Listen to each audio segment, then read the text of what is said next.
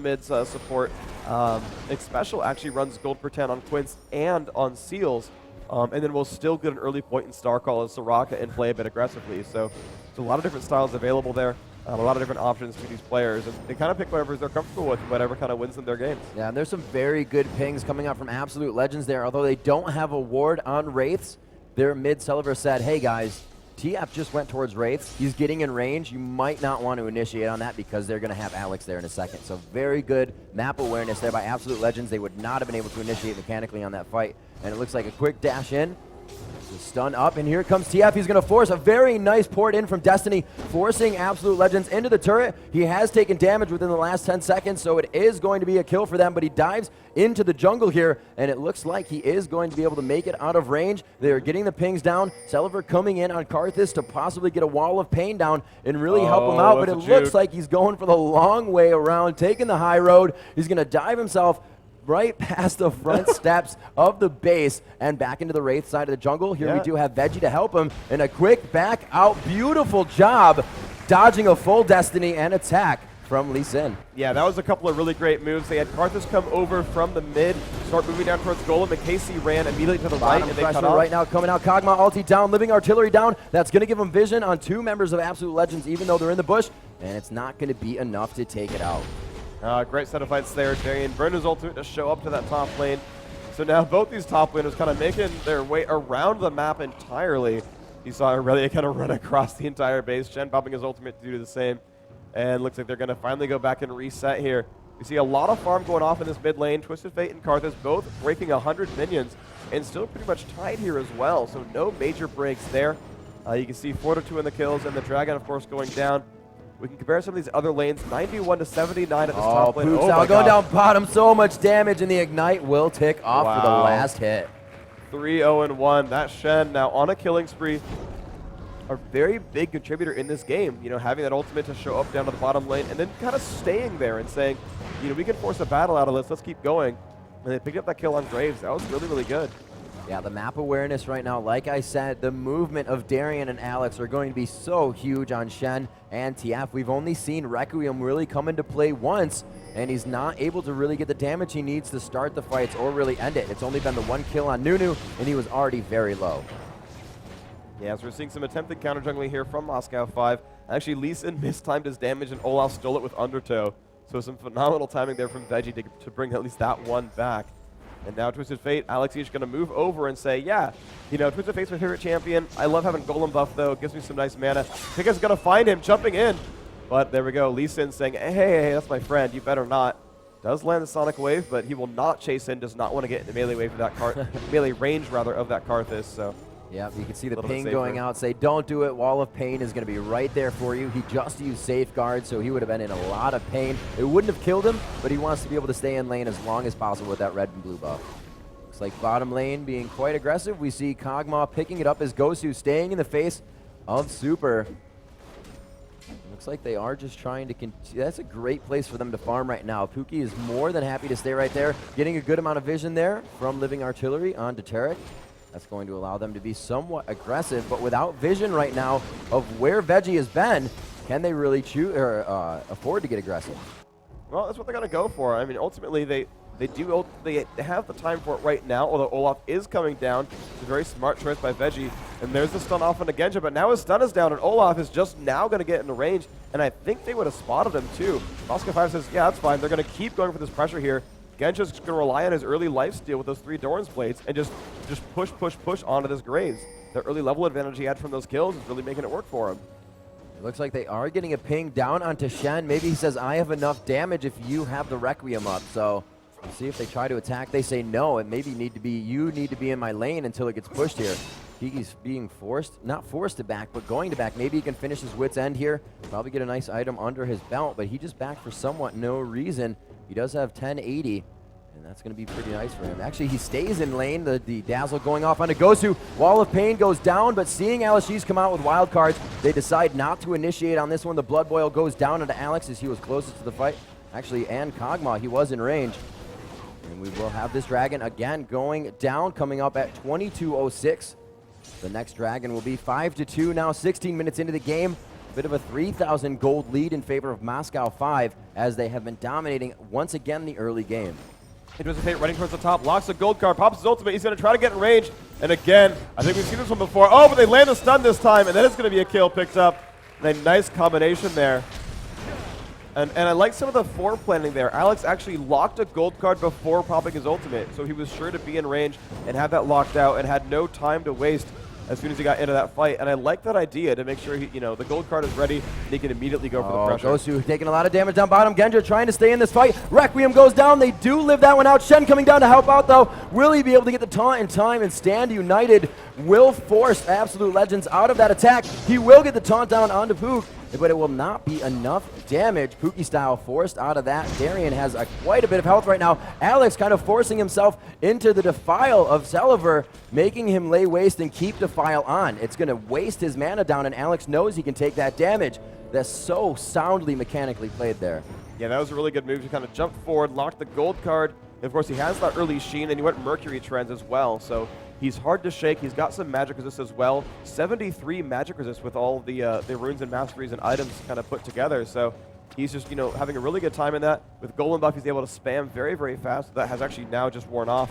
But yeah, he was just able to just chunk these minions down, clear them out, and force them to the turret. And Kikis now had to come over and take over that minion wave, though, or that would have all died to the turret. Crunches would have gotten nothing. It looks like they will leave Shen up top to farm by himself. Kikis is in mid right now, and they will have 3 kind of milling about this bottom. They have quite a bit of time until the next dragon comes up, so it's going to be this blue buff offering out. It looks like Gosu will be getting himself set back up again here. So right now, Moscow 5 completely in control of the map. They're not dominating the game yet, but they do have the mobility right now. Alex is definitely in the face of everyone. You can see just that initiation of Alex walking down, the blood boil of Nunu going on, really just made Absolute Legends walk away from that dragon fight. They're like, no, we don't really want anything to do with this right now. Yeah. And it was a 3-on-3. Yeah, but ultimately, the amount of control that Moscow 5 has, just doing a wonderful job. We've seen now 2 or 3 times that Shen ultimate has saved the day or even turned it into a kill. Twisted Fate has done this as well, where they got that kill on Aurelia. Last time they very nearly grabbed it, but she had a very great escape. Ghost Pepper has reconnected to the game now, so we're just a second away from the game resuming. And yeah, this global pressure here, we've seen Twisted Fate bans earlier in this tournament. We saw them banned against Fnatic for X-P.E.K.K.A. And you're seeing here Alex Ish playing it, and they're like, oh, maybe banning out Genja was not the best idea because that Twisted Fate is actually rampaging in this game right now. Yeah, that Twisted Fate is going to be big, and usually you'll see sometimes it doesn't come up in the favor of Twisted Fate. It's just the way the cookie crumbles, but TF, Alex Ish, knows where to position himself. We saw that, Kikis was able to run all the way down lane. That's not normal. The placement where Alex put himself on that Destiny was in the best possible place. So that is going to come out a lot later in the game as well. And if they can't shut down Kikis top, they may be able to just stop the TF ultimate from really doing anything because that scaling is going to help. However, they have helped Darian top to get quite farmed. He does have a Sunfire cape and already building a Wit's End here 18 minutes into the game, so a very tanky Shen top 3-0-2, and it looks like a lot of aggression here from Genja and Gosu down bottom. Yes, and that's how they've been playing the early game as well. They've been playing the constant aggression, constantly pushing in, trying to deal as much damage as possible, and they just kind of had this on repeat because they know they have that Shen and that Twisted Fate who can back them up if anything gets scary. Ultimately, this Olaf, his only kill credits have come from that one big team fight by Dragon. He's got those 2 assists, but he's also got 2 deaths. They're just not that afraid of Olaf, ultimately, even though he's stacking a whole lot of attack damage with the Doran's Blade on top of that Wriggles. He is actually maxing out that Undertow first, but he seems to just not be a big enough threat, and Moscow 5 will just push, and try to deny Graves at the turret. So it looks like Celiver kind of hanging out up top in Tribush, just chilling. Or not Celiver, rather. That's going to be Kikis. And he does, he was backing as well, probably getting some items under his belt here. He did finish the Wit's End, has that Boots too. Veggie now taking up his red buff. Does have a Doran's, actually has his Wriggles. Lee Sin on the Wriggles as well. So the GP10 kind of gold per 10, giving Lee Sin a little bit of an advantage in the jungle. Also the 1-0-3 to the 0-2 on Veggie. Looks like they have good damage onto Super A's, but it will not be enough living artillery from Kog'Maw to get him down the range. Just not leveled enough yet to level 3 on his ultimate. Yeah, but the amount of pressure there, and I like the combo as well. That Nunu Ice Blast makes it very, very easy to land living artillery. And you just saw how much damage that Kog'Maw was able to do by landing those artillery shots from his ultimate. That's just a really good combo. You know, and normally I thought about, okay, well, yeah, Nunu Kog'Maw, you give him, you know, movement and attack speed, and it makes him scale a lot better with Bio Arcane Barrage. With that attack buff, it makes him deal a percentage of someone's health every attack.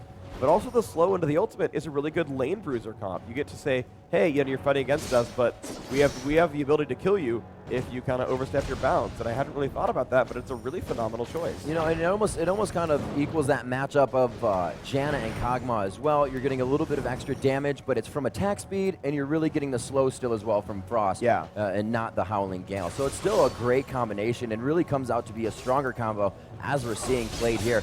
Very nice dash into the Blade Surge and the stun up. It looks like that the feint rather, getting that shield down is going to help him to keep himself there. And really no damage coming out from Aurelia. That Sunfire Cape is going to keep him completely tanky in top lane.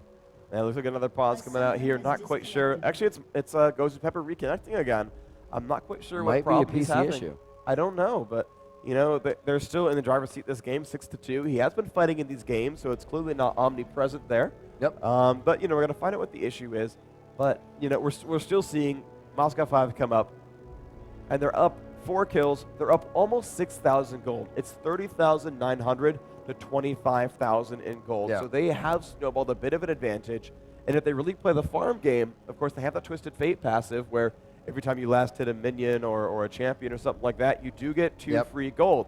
And when everyone's got 150, 200 minions, you're getting 300 to 400 gold per champion.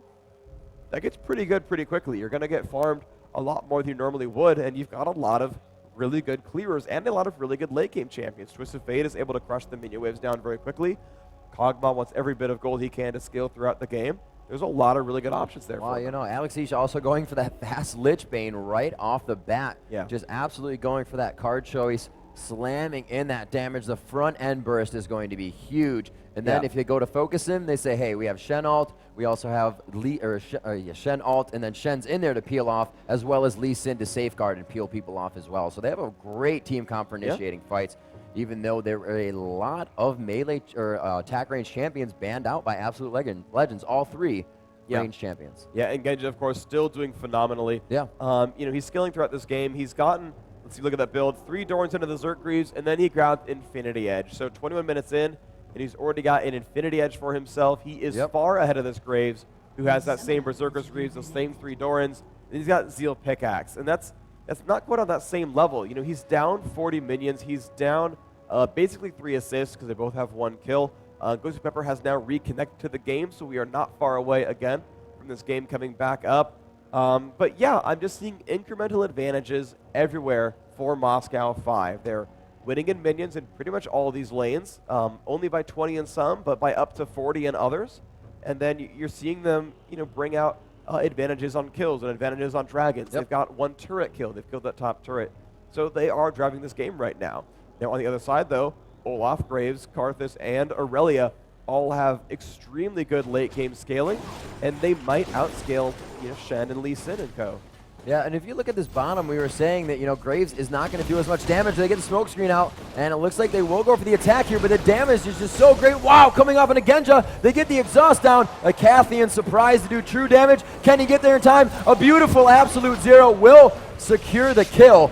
And the Requiem will not do enough damage. Alex Ish actually left with Destiny in mid. He still has it. Or no, he does not have it yet. They're going to go ahead and clean up this kill by themselves. A very nice job there by Diamond and crew to pick up those kills. Darian right there. Olaf Axe coming in. Will he be able to taunt over the wall? Almost goes for the kill. Aurelia getting a little bit of health back with that Blade Surge and attack, so she's going to keep herself alive in that situation. And as I was just about to say, you know, with the builds that Graves has to Kog'Maw right now, if you were to switch those, Kog'Maw would still be able to output a lot of damage onto Graves. Being that less expensive champion, you know, he can really build the Zeal and still get the damage from his W with a few Doran's Blades. But now with that Infinity Edge, that passive attack speed from the Q, Kog'Maw is going to start shredding down that percentage health on his W. There's going to be huge damage coming from there, as well as the Lich Bane on TF, who just grabbed the needlessly large rod. Alex Ish is more than happy to Destiny into any of these fights.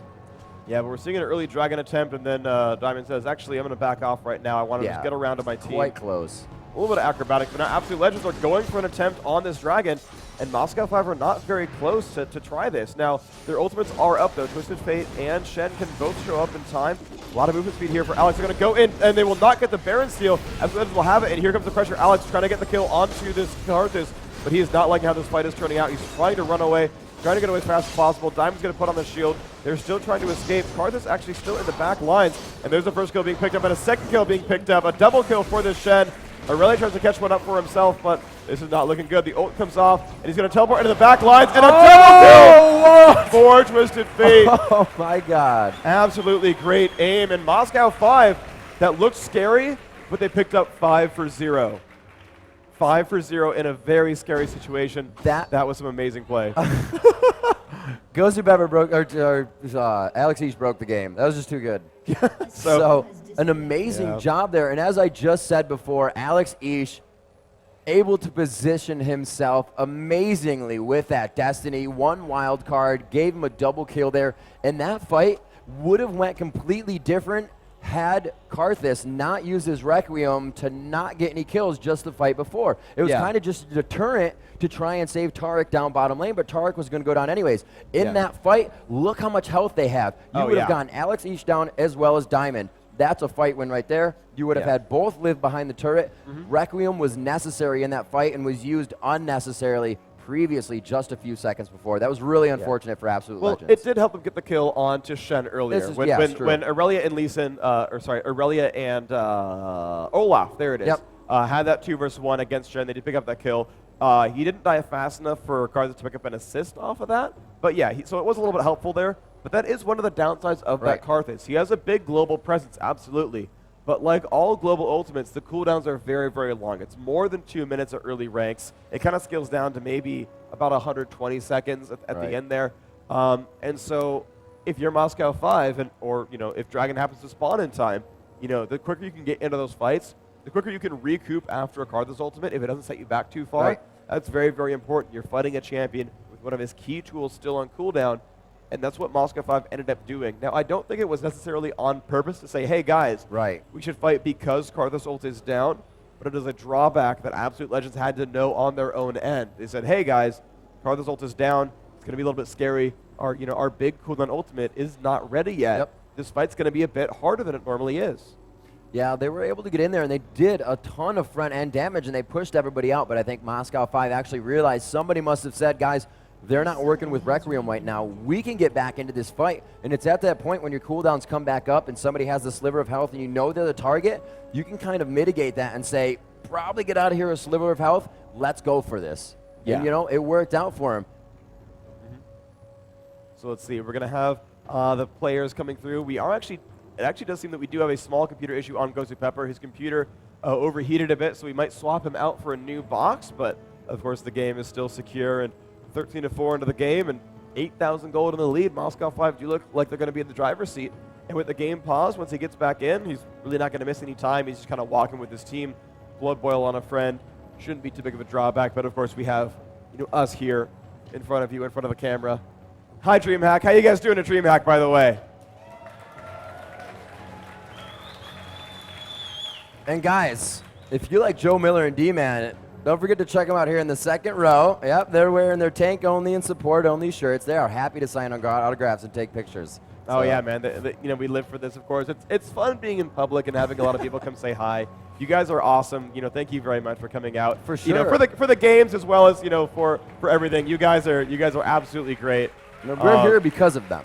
Pretty much, yeah. Right. So thank you. If you guys didn't love esports, we wouldn't have esports. So you guys at home, you guys in the audience in front of me, I'm kind of pointing to the camera and then everyone behind the camera. So, everyone in general, you guys really make this happen. And, we very much appreciate that you guys are part of this because you are the reason this succeeds. So thank you very much. Hell yeah.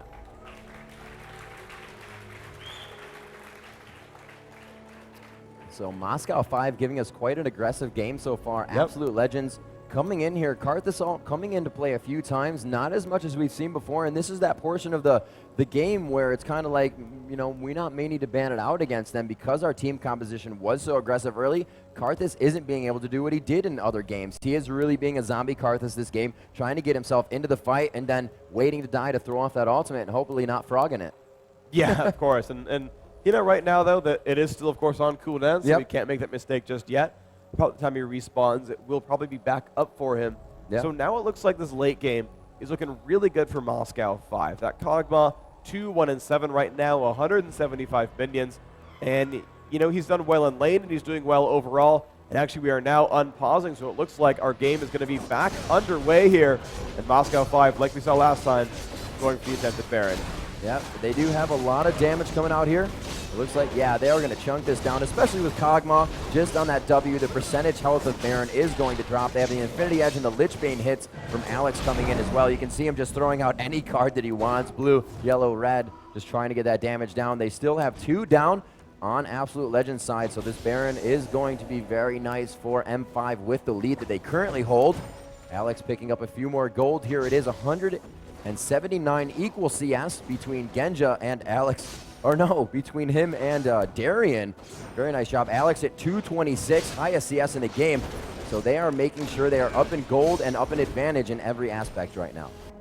Yeah, they're going to cement this advantage right now. I think they're trying to shove the minions down so that, and we've seen this a couple times actually, when one team recalls, the other team immediately counter pushes and tries to take out a turret, because you're going to have a minion wave advantage. You know the entire team is back at their base. It's a great time. And we've seen that so many times where, you know, Team A will win a team fight, and within 30 seconds, Team B kills the turret because Team A was low and recalled. Yep. And so Moscow 5 are trying to shove all these waves down. You can see, you know, Alex was just top lane, shoved all those minions, then recalled. He's back with full health and mana and almost a Rabbidan's death cap, so he's very, very far ahead. You're seeing this at bottom lane as well, where Ghost of Pepper and Genja are just shoving this lane down, even though they have a bit of gold in their pockets. Said, no, we're gonna push through, we're gonna push through. Yeah, I have 2,000 gold on Kog'Maw, but look, let's make sure you guys don't get a free turret out of it. We know we're powerful enough to, you know, survive you. So let's go get some shoving going.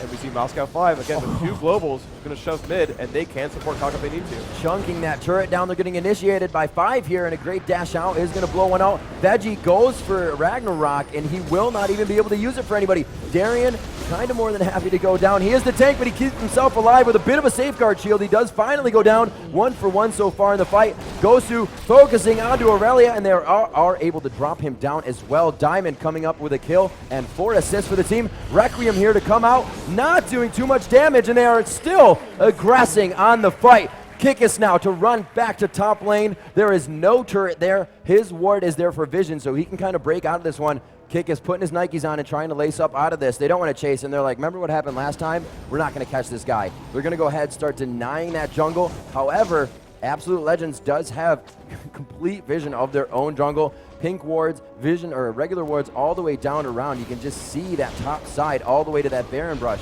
is covered. So they are going to be able to figure out where M5 is while backing on this and may be able to catch them off guard. Yeah, well, Diamond taking a bit of damage here. They have a little bit of damage back on a Veggie as well, but they take this one turret down. Moscow 5 still looking... Okay, they are going to back out this time. They know that, you know, Shen is down there. I mean, he could show back up into the fight, but they said, you know what? We're okay right now. We picked up the turret. We can cement this again a little bit later. This Kog'Maw still has not finished buying items. He's got over 2,000 gold at this point, 2,900. He can one-shot in a Phantom Dancer right now, and he's still kind of milling about, kind of choosing to go somewhere. He might recall soon, or he might just kill more minions. And he's kind of, you know, waddling around the map right now, doesn't care too much. And there's finally that counter push in the mid lane. Kog'Maw waiting around to make that happen. The slow comes off. That's going to be a little bit difficult. A nice wall of pain coming out, though, from Karthus. And they're actually going to go in. There's the gold card. And they're going to jump back in. Tarek goes down. Wow. A nice amount of damage being dealt by Kog'Maw. And again, they have the ability to push in and keep going for pressure here. Yeah, Moscow 5 just surgically picking one off after the other. It really makes it hard to defend your turret, especially when those are wave-clearing champions. Now, Tarek, not one of them, but in that aspect, if they can get Karthus to go down, if they can drop Fuki style, that is just buckshot clearing. They go for him, actually kicking Karthus back in. He doesn't even have time to turn on Defile. He was instantly stunned up by a yellow card. Amazing combination there. And Genja just kind of chilling out in Defile as he takes down the inhibitor. Darian dropping that top second inner turret, and it looks like they are going to put a little bit of focus on these turrets, causing Kikis to use his ultimate there. And it looks like they will kind of back out on this. Darian still with a nice wave top. They're going to safeguard through this, not even need to. The minion wave is right there, and they've really timed this control of the map very well. Yeah, they had the minion wave come right in. There goes Peppercat taking a little bit of damage right here, getting bursted down very, very low. Giga's chasing him down, but they're going to be fine. Alex picks up another kill onto that Tarek. That poor guy is just dropping Twisted Fate over and over. Veggie tossing out an undertow. Alex almost getting in range for that gold card stun, but they're still poking very, very well. That whole lineup pretty durable still. Fewer injured, but a lot still at full health. Moscow 5 going for another turret shot right now. Darien taking a bit of pain, but they're still looking pretty all right so far. Yeah, that's not good for Absolute Legends. Moscow 5 able to take one of their Nexus turrets right in front of their face. Kick us again on the run. He's just doing that all game. We're looking at the items here. Still no finished Infinity Edge for Graves. A little bit low on gold. 10,800 gold for Kog'Maw. 7,300 gold for Graves. You can see the difference there. Genja doing very good. That bottom lane was just so aggressive. And even as you said, Freak, in the beginning as you were talking to the other players, that Kog'Maw and Nunu is the counter to Graves Tarek. Yeah, and it worked really, really well. That lane was great the entire time. They could not run past Nunu to get that fight started. And the only way they have to stop a Nunu ultimate, that absolute zero, is with Tarek's stun, with that dazzle. And so unless he chooses to wait for it and kind of, you know, the only reason you really pick Tarek in lane is because he has a guaranteed stun. Right. He's the aggressive support where you lead with a stun, you get to shatter in there. I shouldn't say the only reason for the stun. You pick him to be an aggressive player, and it's his entire suite of abilities that allows him to be so aggressive. Pick him for the gems. And well, yeah, of course, you know, because he's fabulous and all that. But you know, the real difficulty here is that, you know, if you have to save one of the major parts of your kit to shut down one of the other champions, that other guy succeeded basically. Yep. And Genja here now being given that that golem buff. He's got even more mana to spend. He grabbed the Phantom Dancer and another BF sword here. He's just in great shape right now. Throwing wards over the wall. Looks like Destiny going to come in somewhere. He does not choose to move. Seeing Aurelia come up with the vision of those minions right there. And it looks like Moscow 5 can play around the horn on this one if they want to go to each inhibitor they need to take out. Actually, mid is still down, so they're going to go ahead for this turret. As with Veggie getting kicked out of that one, but he goes down as well. Shen able to take him out with the Ignite. We do see Tarek dropping quite quickly. Kog'Maw putting out so much damage right now. Genja just happy to run through these guys. Lichbane dropping Graves with 4 assists for the rest of the team. The second Nexus turret is going down, opening up the Nexus for free damage. Absolute Legends push back to the fountain, and Moscow 5 showing dominance still on the land scene. Wow, phenomenal, phenomenal game played by them right there. A great pickup, 23-5, 20,000 gold up, and despite the pauses, Ghost Pepper's poor computer, they had a phenomenal, phenomenal game and really showed that dominance right now on that lane situation. They're not taking any prisoners. They're doing a whole lot of work right now. Yeah, that was amazing, and they really didn't give up an inch. They weren't like, yeah, we have this, let's farm a little bit more. After getting a Lichbane, Alex went for Kage's pick. He's like, yeah, I want more gold, a little bit of AP too. Yeah, so he went for a death cap for that. Yeah, you know, he had basically enough money to get the needlessly large rod as well as the blasting wand there for the death cap. Then he's like, well, I have a free item slot. I don't have enough money for death cap, but I can grab a Cage's pick, so let's do that, right? Let's grab that. You know, it's 25 ability power. I'm not going to spend on anything else. Let's do that. Finish his death cap, finish his Deathfire grasp, and then, you know, he's there to ult on. You know, it's why you grab the fast Lichbane, right? Yeah, it was to go, let's burst, right? Lichbane ability power, burst damage, let's do that. Of course, the movement speed helps a little bit too, but he's like, I'm going to go and burst you down. I'm going to go for that one target. And then he's like, okay, I'm going to go Deathfire grasp. And that one target, really going to go down. And he has the ability to just shut down individual champions. It worked really, really, really well. And I know that Twisted Fate is one of Alex's favorite champions. And it worked great. You see that perfect placement on Destiny, too. So it's really hard to use Destiny incorrectly. Or actually, it's really easy to use Destiny incorrectly because you're going to pour into lane and you still give 1.5 to 2 seconds knowledge to that enemy champion that, hey, this is where I'm going. You have this many escapes, you know? Yeah. And he teleported in between 2 turrets, the wild card, and run into Wraiths, getting a double kill, ported top on Kickus, made Kickus run all the way back to Moscow 5's base just to get out. His positioning was absolutely amazing, and he really thwarted Karthus' Requiem all over the place. It was like he was a Requiem himself. Yeah, his sort of item build was pretty interesting. He kind of rushed Mercury Treads there, did not want to get crowd controlled out. You know, and despite not having that many really hard CCs on the Absolute Legends team, you know, it's not a likely target for Tarek. was not going to be fighting Aurelia in lane, but said, Yep. no, I want the Mercury Treads for the magic resist. I still want to reduce those slow durations and, reduce those stuns when they do show up. When I go to gank Aurelia, I don't want her to, or that bottom lane with Taric. When I do show up, I don't want them to stun me and break my gank. So I'll just get the tenacity. I'll lower those crowd control durations, and then, just push on through and just scale throughout that game. Yeah, it was an amazing game. Let's hear it from the man himself, Alex Ish, TF in mid with Joe Miller in the League of Legends area.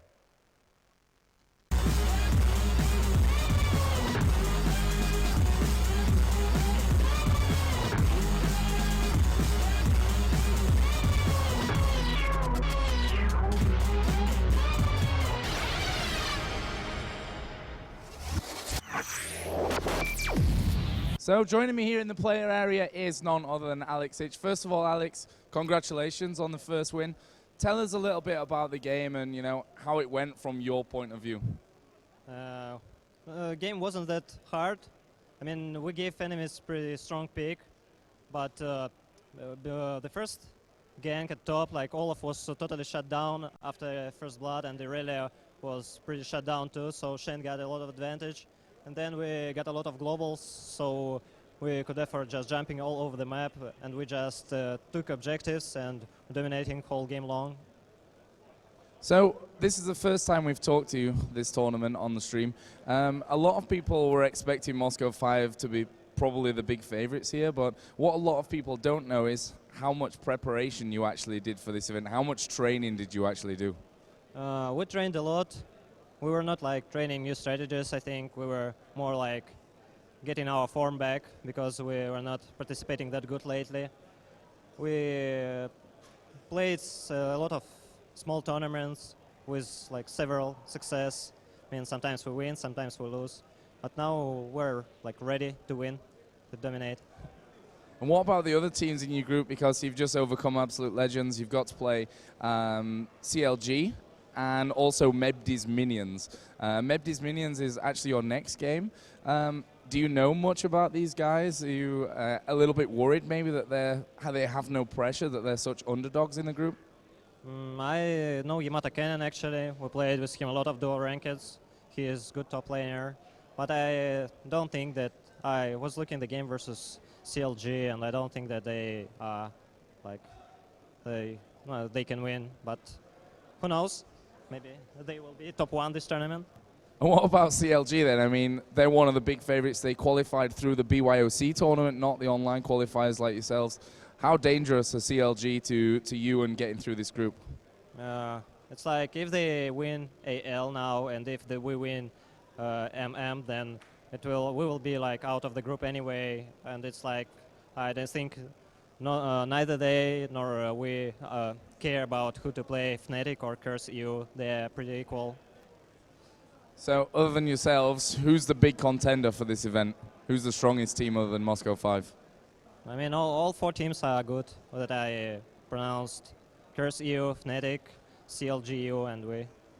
Well, Alex, congratulations. Good luck in your next games. We're going to be bringing you some more League of Legends action. Of course, we've got the rest of Group B to finish off here today. So, guys, don't go anywhere. It's CLG versus Absolute Legends coming up next.